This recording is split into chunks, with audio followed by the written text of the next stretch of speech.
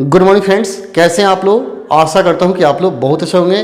मेरे प्रिय छात्रों, आज हम लोग क्लास 12th मैथमेटिक्स का सेकेंड बुक केसी सिन्हा का जो सेकेंड बुक है उसे पढ़ेंगे, जिसमें आज मैं आपको बताऊंगा वेक्टर एनालिसिस, यानी आज हम लोग सदिश विश्लेषण पढ़ेंगे। आज से हम लोग सदिश बीजगणित शुरू करने जा रहे हैं। तो जितने भी विद्यार्थी इस चैनल से जुड़े हुए हैं, जो 12th में पढ़ते हैं, वे एक काम करेंगे कि आज के वीडियो को अधिक से अधिक अपने ग्रुप में और अपने मित्रों तक शेयर करेंगे, ताकि सभी व्यक्ति इस चैनल से जुड़ जाएं और घर बैठे इस मैथ की तैयारी कर पाएं। क्योंकि आज से हम लोग वेक्टर शुरू करने जा रहे हैं, सदिश बीजगणित शुरू करने जा रहे हैं, और सभी व्यक्ति और सभी छात्र आशा करते हैं कि वे लोग शुरू करने किए होंगे। अतः आप वीडियो अधिक से अधिक शेयर करें, ताकि वे लोग भी चैनल जुड़ जाएं और घर बैठे अपने मैथ की तैयारी बहुत ही बढ़िया कर पाएँ। चलिए बिना समय का हम लोग आज का क्लास शुरू करते हैं और देख लेते हैं वेक्टर यानी सदिश विश्लेषण के प्रथम चैप्टर के सभी प्रश्नों का सॉल्यूशन। आपको पता होगा कि प्रथम मैथ खत्म हो चुका है और सदिश का ये जो सदिश चैप्टर है ये द्वितीय मैथ में है, जो कि एक्सरसाइज 25.1 में दिया गया है। तो आज हम लोग 25.1 के सभी प्रश्नों का सॉल्यूशन देखेंगे। तो चलिए वीडियो को शुरू करते हैं और देख लेते हैं इस चैप्टर के सभी प्रश्नों का सॉल्यूशन।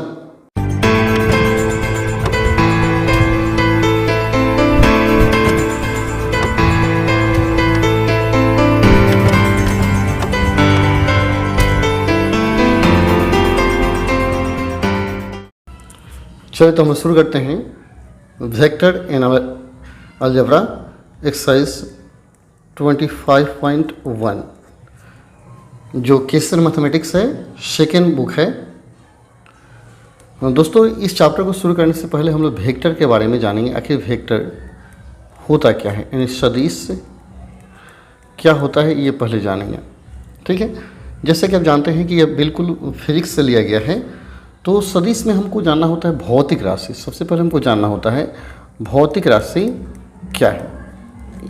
शायद आपको पता भी होगा, तो हम लोग समझ पाएंगे कि वेक्टर सदिश क्या है।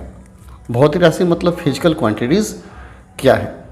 तो राशि का मतलब आपको पता होगा कि नाम होता है। तो वैसा नाम जिसका प्रयोग हम लोग भौतिकी में करते हैं उसे भौतिक राशि कहा जाता है। जैसे विस्थापन, त्वरण, माने राशि का मतलब ही नाम होता है। ठीक है, तो वैसा नाम जिसका प्रयोग हम भौतिकी में करते हैं भौतिक राशि कहलाता है। कहते हैं कि भौतिक राशि वे है जिसके पदों में हम भौतिकी का नियम लागू करते हैं। ठीक है, या इसको और भी कह सकते हैं, भौतिक राशि वह है जिसको मापा जा सकता है, जिसका मेजरमेंट हम करेंगे उसको भौतिक राशि कहेंगे। और कोई रामश्याम मोहन लिखते हैं, क्या रामश्याम मोहन का माप होता है? नहीं होता है। लेकिन बल, वेग, विस्थापन इसका माप होता है। तो जिसका माप होता है उसे भौतिक राशि कहा जाता है। तो बहुत सारे परिभाषा दे सकते हैं, कह सकते हैं भौतिक राशि, भौतिक राशि वह है जिसके पदों में भौतिकी का नियम लागू किया जाता है, करेक्ट किया जाता है। या भौतिक राशि वह है जिसे हम माप सकते हैं, अर्थात भौतिक राशि वह है जिसका माप संभव है, मेजरमेंट संभव है। तो भौतिक राशि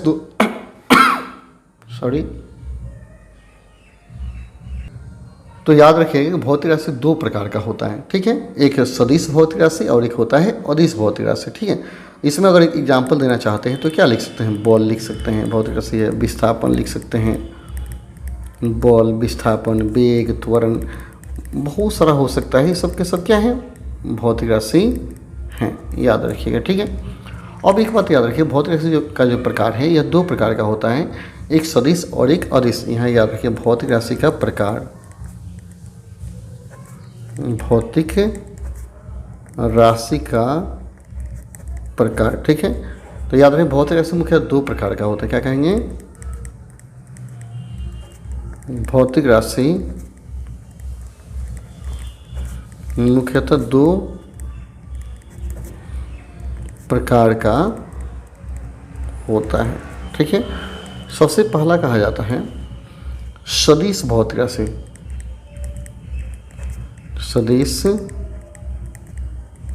भौतिक राशि यानी इसी को वेक्टर क्वांटिटीज बोलते हैं। वेक्टर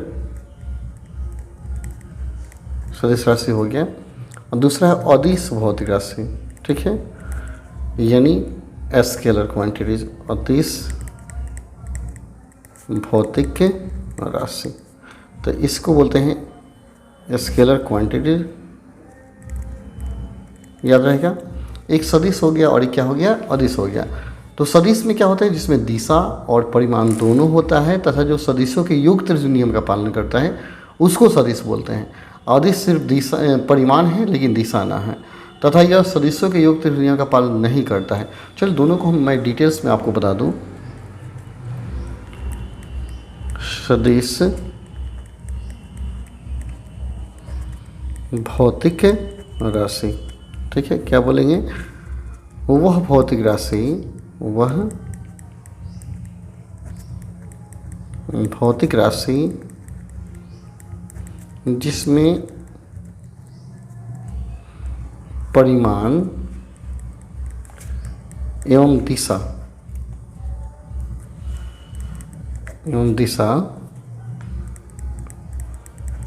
दोनों होता है, तथा जो सदिशों के योग त्रिभुज नियम का पालन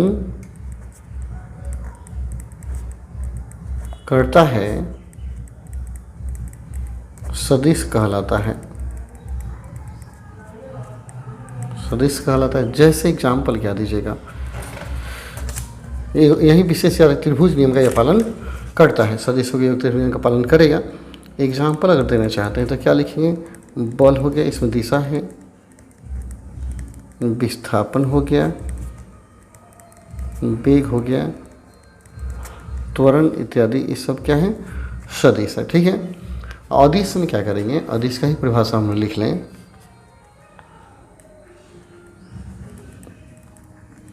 अदिश भौतिक राशि। तो क्या बोलेंगे, वह भौतिक राशि जिसमें केवल परिमाण होता है लेकिन दिशा नहीं होता, तथा जो सदिशों के योग त्रिभुज नियम का पालन नहीं करता है, अदिश कहलाता है। याद रहेगा, यह नियम का पालन नहीं करेगा, योग त्रिभुज नियम का, इस कारण से इसको अदिश बोलते हैं। इसका एग्जाम्पल आप दे देंगे, क्या होगा, बल तो नहीं होगा लेकिन चाल हो जाएगा, दूरी हो जाएगा, समय होगा, आयतन होगा, घनत्व होगा इत्यादि। ये सब के सब क्या है, अदिश है। तो हमको क्या करना है, जो मैथमेटिक्स में पढ़ना है, हमें सदिश के बारे में वेक्टर का एनालिसिस करना है, वेक्टर अलजेब्रा हम लोग को पढ़ना है, वेक्टर के बारे में जानना है कि वेक्टर क्या है, कैसे होता है। ठीक है, तो चैप्टर हम शुरू करेंगे, लेकिन फिर और 2-3 परिभाषा है जिससे आप जान लें, तो हम लोग चैप्टर शुरू करेंगे। ठीक है, सबसे पहला जाने सदिश को कैसे निरूपित किया जाता है। ठीक है, सबसे पहला क्वेश्चन रहेगा, सदिश को कैसे निरूपित किया जाता है। ये हाईलाइटेड क्वेश्चन रहेगा, इसे आप याद करेंगे। तो याद रखें, सदिश को तिर्युक्त रेखाखंड से निरूपित किया था। एक लाइन का आंसर होगा, कहेंगे सदिश को तिर्युक्त रेखाखंड द्वारा निरूपित किया जाता है। ठीक है, जैसे अगर मानते हैं ए कोई सदिश हो तो हम क्या करेंगे, ऐसे निरूपित करेंगे, एक तीर दे देंगे। ठीक है, और इस पर लिख देंगे ए वेक्टर, ऐसे इस तरह आप निरूपित करेंगे। ठीक है, जो तीर होगा वही सदिश होगा, जिसमें तीर नहीं है वह सदिश नहीं है, वह हो जाएगा अदिश। इसके बाद पहला परिभाषा जो चैप्टर से रिलेटेड है, इसे जरूर याद करेंगे। याद करना है संरेख सदिश क्या है। संरेख सदिश, तो संरेख सदिश करने का अर्थ है वह सदिश जो एक ही रेखा में होते हैं, वे सभी सदिश जो एक संरेख मानी एक रेखा के समानांतर कहा जा सकता है, वे सभी सदिश जो एक ही रेखा के समानांतर होते हैं,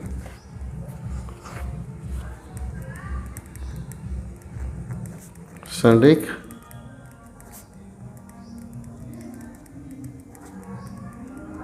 सदिश कहलाते हैं। एक ही रेखा के समानांतर, जैसे मैंने एक ऐसे सदिश रेखा, इस एक ऐसे है, ठीक है, एक ऐसे सदिश है, बहुत सारे सदिश हैं, और एक रेखा हमने बना दिया, एक रेखा बना दिया। अब देखिए इसी रेखा के यह रेखा है, ए बी एक रेखा है जिसमें आपका ए vector, B vector, C vector दिया हुआ है। तो एक ही रेखा के सभी सदिश समानांतर हैं, अतः ए vector, B vector, C vector को संरेख कहा जाएगा। हो सकता है कोई सदिश यहीं से निकल जाए और इधर चला जाए, इसको आप डी मान लें, तो ये भी क्या हो संरेख, क्योंकि ये भी समानांतर होगा। तो वे सभी सदिश जो एक ही रेखा के समानांतर संरेख, तो ए बी सी डी संरेख हैं। यहाँ लिख सकते हैं, यहाँ ए vector, B vector, C vector एवं डी वेक्टर क्या हैं, संरेख हैं।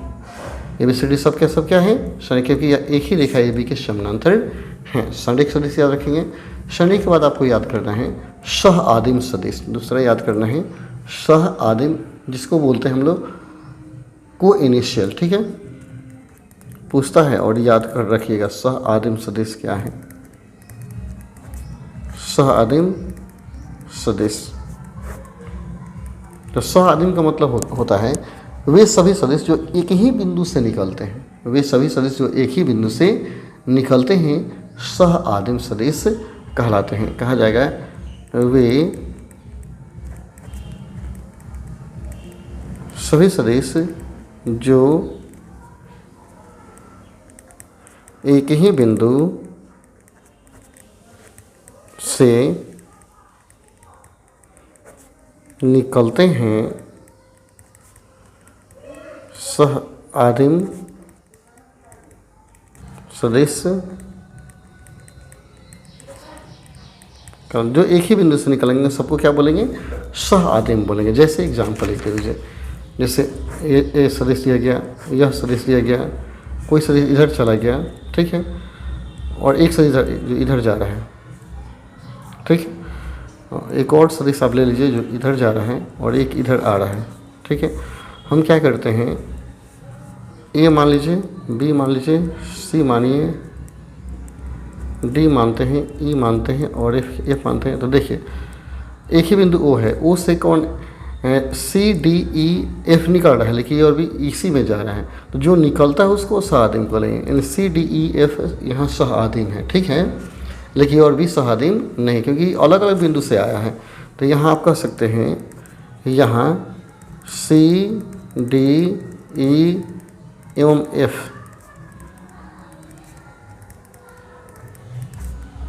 सह आदमी है। ठीक है, ऐसा ही फिगर बना सकता है। ठीक है, ठीक, तो देखिए ये भी सदिश इधर से गया और यह मुड़ गया तो यह भी सहादिम है। यहाँ पर भी क्या है, और यह इधर भी मुड़ गया तो यह भी क्या सहादिम होगा। ठीक है, सहादिम यानी यही घूम रहा है तो एक ही सदिश है तो सहादिम सदिश कहलाएगा।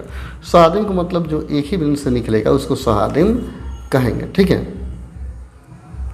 एक और परिभाषा आपको याद कर लेना है सहादिम के साथ साथ, समान सदिश माने बराबर, इक्वल सदिश,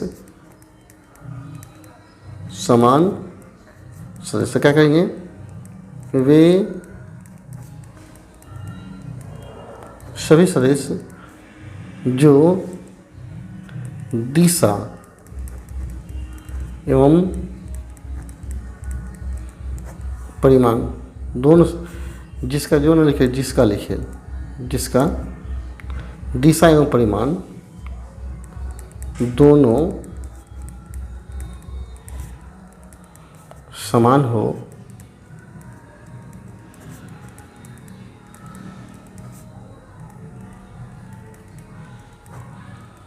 समान सदिश का दिशा और परिमाण दोनों बराबर होना चाहिए। ठीक है, जैसे कि एक सदिश से गया, एक सदिश इधर गया। ठीक है, और दोनों का दिशा सेम है और दोनों की लंबाई या लेंथ बराबर है तो इसको समान सदिश कहा जाएगा।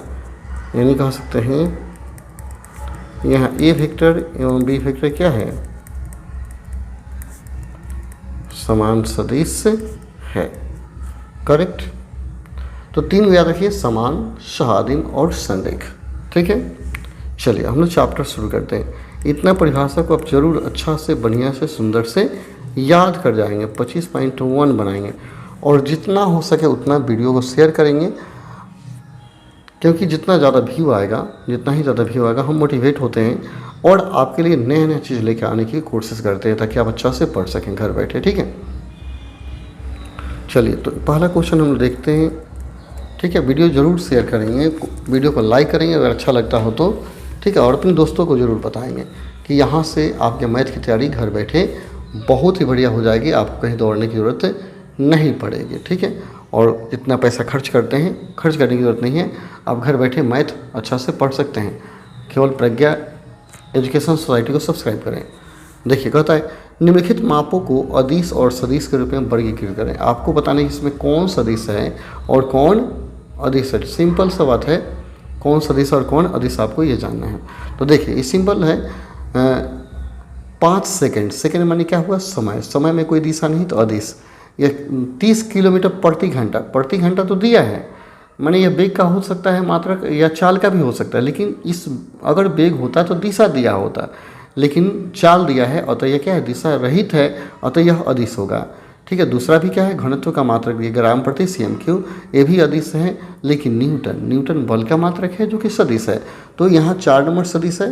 5 कहता है 20 मीटर प्रति सेकंड, यह भी वेग या चाल का मात्रक होगा, लेकिन टुवार्ड नॉट, दिशा जोड़ दिया। जब दिशा जोड़ दिया, वेग चाल में दिशा दे दिया मैंने वेग हो गया, जब वेग हो गया तो सदिश हो गया। यानी 4 सदिश, 5 सदिश, लेकिन 6 जो है cm3 है, इसका माप कुछ है नहीं, यानी कहने का अर्थ इसमें कोई दिशा नहीं है, अतः 6 भी क्या है, अदिश है। केवल 4 और 5 सदिश है। तो आप इसको क्या करेंगे, थोड़ा सा बनाना क्या है, लिख देना है। जैसे 1 नंबर दिया है 5 सेकंड, माने क्या हो गया, अदिश। ऐसे ही बना देना है, ऐसे ही आपको क्या करना है, लिख देना है। ठीक है, दूसरा दिया है 30 किलोमीटर प्रति घंटा, ये भी क्या है, अदिश है। और तीसरा दिया गया है 10 ग्राम प्रति cm3, यानी ये भी क्या हो गया आपका, अदिश हो गया। और तीसरा दिया है 10 न्यूटन, न्यूटन तो बल का मात्रक है तो क्या हो गया, यह सदिश हो गया। और चौथा है, ये चौथा है, ये पांचवा है, पांचवा कहता है 20 मीटर प्रति सेकेंड टुवार्ड्स, माने की ओर, टुवार्ड्स नॉर्थ। जब नॉर्थ लगा दिया तो सदिश हो गया, नॉर्थ मैंने दिशा दे दिया ना तो सदिश है।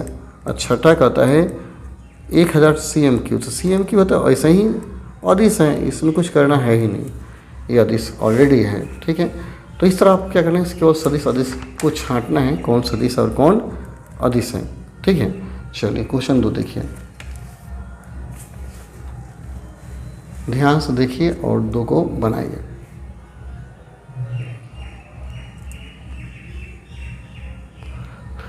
दो दिए निम्नलिखित राशियों को सदिश और अदिश में बांटें। इसको सदिश अदिश में बांटना है, ठीक है। तो जैसे एक है दो बनाना है, जैसे देखिए 10 केजी है अदिश है, और cm प्रति सेकेंड स्क्वायर है, त्वरण का मात्रा हो गया सदिश हो गया। यह 20 मीटर पर सेकंड दिशा नहीं है तो अदिश है। टू वेस्ट जोड़ गया तो सदिश हो गया। यह अदिश है। किलो भार एक सदिश राशि होता है। पृथ्वी का खिंचाव बल होता है, अतः 7 सदिश है, 8 अदिश है, 9 अदिश है, 10 अदिश है, विभव अदिश है, विस्थापन सदिश है। तो कौन सदिश हो गया? 2 नंबर, 4 नंबर, इसके बाद 2 4 के बाद हो गया आपका 7 नंबर, और यहाँ देख लीजिए 12 नंबर, यह सदिश है। बाकी सब के सब क्या हैं? अदिश हैं। तो ये सब लिख लीजिएगा। चलिए क्वेश्चन नंबर 3 का एक देखिए, कहता है आलेख निरूपित। सबका क्या करना है? आलेख बनाना है। कहता है दक्षिण से 30 डिग्री, पश्चिम में 40 मीटर का विस्थापन, और उत्तर पूर्व में 20 मीटर का विस्थापन, और पूर्व से 60 डिग्री, दक्षिण में 50 मीटर का विस्थापन। तो सबको एक ही ग्राफ में आपको क्या करना है? शो करना है। सबको एक ही ग्राफ में बनाना होगा, ठीक है। तो देखिए सिंपल होता है, ऐसा फिगर तो बहुत आसान होता है। जो यह वही क्वेश्चन क्या है? 4 है। देखिए तो ऐसे प्रश्न को हल करने के लिए आप क्या कीजिए, तीनों हमको बनाना है। सबसे पहले ऐसा बनाइएगा, ऐसा डायग्राम आप शो करेंगे, ठीक है। और डायग्राम बना करके ऊपर को कहा जाता है, ऐसे कर दीजिए, नॉर्थ, साउथ, ईस्ट और वेस्ट, ऐसा दिया। तो पहला क्वेश्चन, दक्षिण से 30 डिग्री, पश्चिम में 40 मीटर। पश्चिम कौन है? वेस्ट है। और दक्षिण कौन है? ये है। दक्षिण से 30 चाहिए। दक्षिण से हमने 30 गया, मान लो 30 का कोण बना दिया। कोण बना दिया पश्चिम में, तो पश्चिम में ये आ गया। पश्चिम में कितना जाना है? 40 मीटर। कहीं आप पॉइंट दे करके यहाँ लिख दीजिएगा 40 मीटर, कुछ करना नहीं है, बस हो गया। फिर कहता है उत्तर पूर्व में 20 मीटर। उत्तर आप पूर्व, इसमें ठीक बीचों बीच क्या करना है? कोई पॉइंट दे करके वहाँ 20 मीटर लिख देना है। फिर कहता है 60 पूरब से 60 डिग्री दक्षिण में, पूरब से 60 डिग्री दक्षिण में। तो यहाँ से 60 डिग्री चलिए, अंदाज से 60 मानना है। दक्षिण में आगे इधर ती रहेगा। दक्षिण में कितना मीटर जाना है? तो 50 मीटर जाना है। तो पॉइंट देकर 50 मीटर लिख दिए। यही ग्राफ बन गया। ऐसे ही ग्राफ बनाना है, सिंपल, कहीं भारी नहीं है। जैसे कह रहा था वैसे मैंने बना दिया।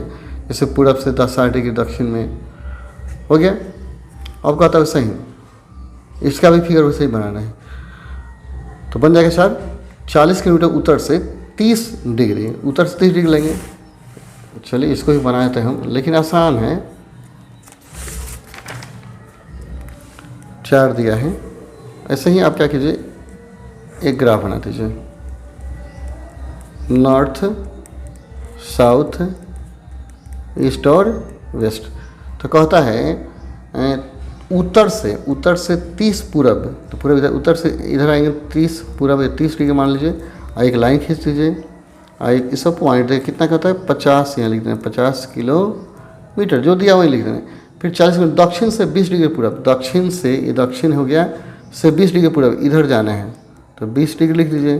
और एक लाइन ले लीजिए, और कितना जाना है? 40 किलोमीटर, तो लिख देंगे 40 किलोमीटर। फिर 2 में का 3 में दक्षिण पश्चिम, दक्षिण और पश्चिम, इसके बीच में कितना जाना है? तो 20 किलोमीटर जाना है। और पश्चिम से 40 डिग्री उत्तर, पश्चिम से ये 40 डिग्री उत्तर, तो इधर जाएगा नॉर्थ 40 डिग्री, इसको मिला लीजिए। कितने किलोमीटर जाना है? तो 60 किलोमीटर। हो गया, फिगर बन गया। ऐसा ही करना है, ठीक है। तो कोई भारी क्वेश्चन नहीं है। चलिए 5 नंबर देखते हैं। 5 फिगर ध्यान से देखना है आपको, अच्छा से फिगर देखिए, फिर आप सवाल बनाइएगा।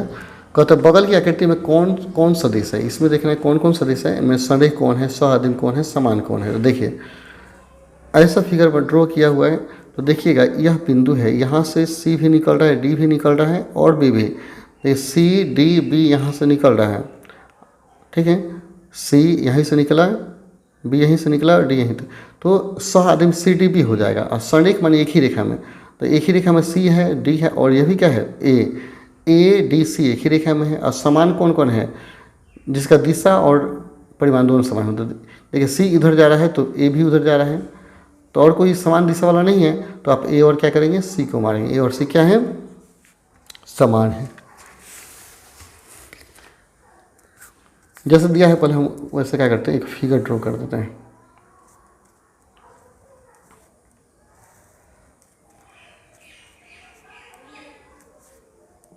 ऐसे दिए गए, ठीक है। ये लिखेगा सी, बी और ए तथा डी। तो पहला आपको लिखना है संरेख सदिश। जो एक ही रेखा में है, तो एक ही रेखा में ये सी भी जा रहा है, डी भी जा रहा है, ए भी जा रहा है, तो ए वेक्टर, डी वेक्टर एवं क्या है, C vector. A D C चाहे ए सी डी, ये संरेख हो गया। दूसरा दिया है आपका सह आदिम।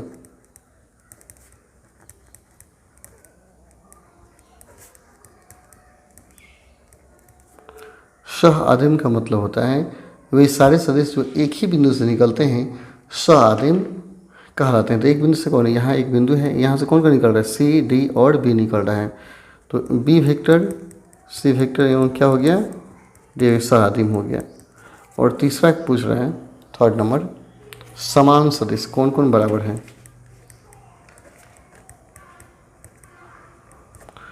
तो देखिए दिशा समान ए और सी का है और यही दोनों बराबर हैं, तो ए और सी क्या है, समान सदिश है। हो गया आंसर। 6 में ही चुनना है, संरेख समान और सहआदिम। 6 साथ ऐसे ही करना है, देख लीजिए। 6 संरेख एक ही रेखा में तो कौन होगा, ए होगा, सी होगा, बी होगा। एक ही रेखा में समान बराबर, ये थोड़ा सा आगे बढ़ा दीजिएगा, ए और सी समान होता है, ठीक है। ए और सी आपका समान होता है, देख रहे हैं समान से आंसर में दिया है। ए तरह सी क्या है, समान है। बिल्कुल 5 की तरह आपको बनाना है। 6 कहता है सहआदिम, जो एक ही बिंदु से निकलता है, तो एक बिंदु से कौन निकल रहा है, सी निकल रहा है, बी निकल रहा है और डी, बी से डी एक ही बिंदु से निकल रहा है, उसको सहआदिम कहा जाएगा। अगला देखिए 7 नंबर, बगल के चित्र में ABCD का आयत है, जांच करें कि कौन से सदिश हैं। तो समान, तो आमने सामने, ये देखिए यह समान तो नहीं हो सकता, ए और बी समान है क्योंकि इसका दिशा अलग अलग है, लेकिन सी और डी की दिशा समान है और तो सी और डी समान सदिश हो जाएगा। तो पहला का आंसर होगा सी और डी।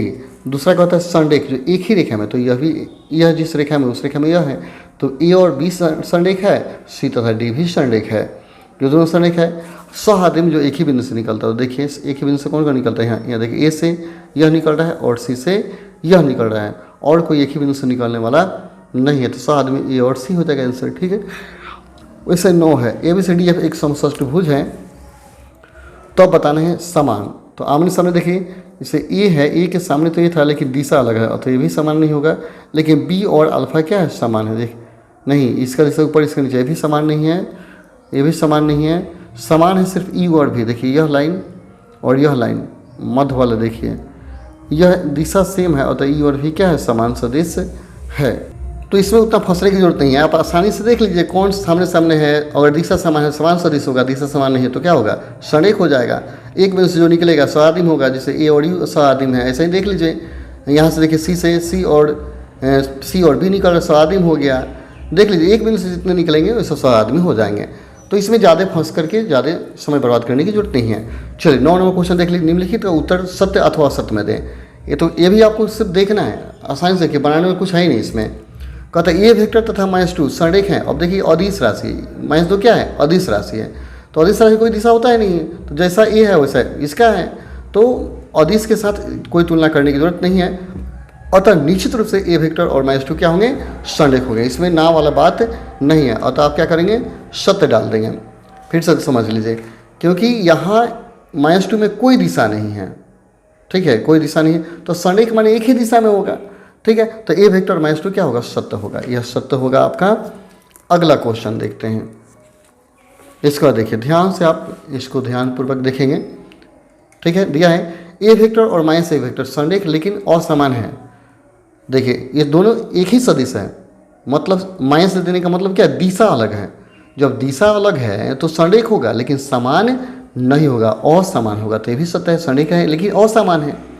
टी एक अदिश है, तो ए वेक्टर और टी ए वेक्टर, तो टी से मतलब नहीं है, टी टी से तो इससे लंबाई बड़ा हो जाएगा, तो टी ए वेक्टर और टी ए वेक्टर भी क्या होगा, संरेख होगा, संरेख होगा।